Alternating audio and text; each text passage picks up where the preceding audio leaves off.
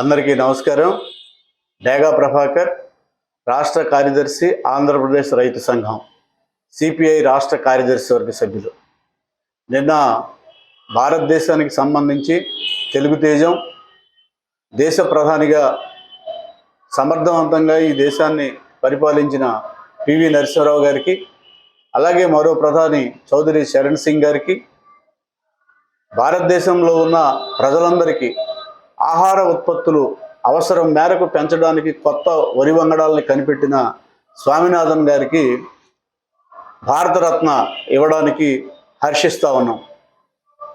స్వామినాథన్ గారు భారతదేశంలో రైతాంగపు ఆత్మహత్యల నివారణకు, వ్యవసాయ రంగ రక్షణకి ఆయన కమిటీ చేసిన సిఫారసులు ఇప్పటికీ ప్రామాణికంగా ఉన్నాయి.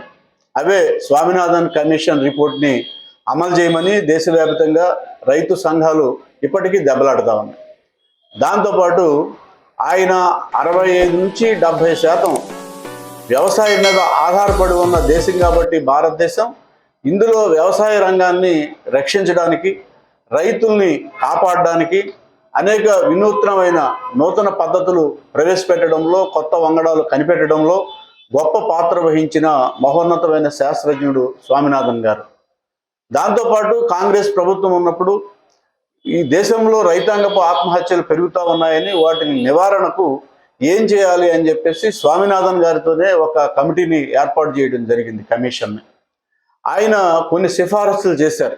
అవే స్వామినాథన్ కమిషన్ సిఫారసులు. ఆయనకి భారతరత్న ఇస్తే ఎంత గొప్పగా ఈ దేశంలో ఉన్న రైతులు, రైతు సంఘాలు హర్షిస్తాయో, అలాగే ఆయన చేసిన సిఫారసులు దేశవ్యాప్తంగా అమలు చేయడానికి ప్రభుత్వాలు పూనుకుంటే రైతాంగపు ఆత్మహత్యలను నివారించవచ్చు. ఒకటి. రెండవది, ఆహార భద్రతా చట్టం ఏదైతే ఉందో దాన్ని సక్రమంగా అమలు చేయడానికి కావాల్సిన పరిస్థితి వస్తుంది. అట్లాగే వ్యవసాయ రంగాన్ని రక్షించుకోవడానికి కూడా ఈ సిఫారసులు మంచి చేస్తాయి.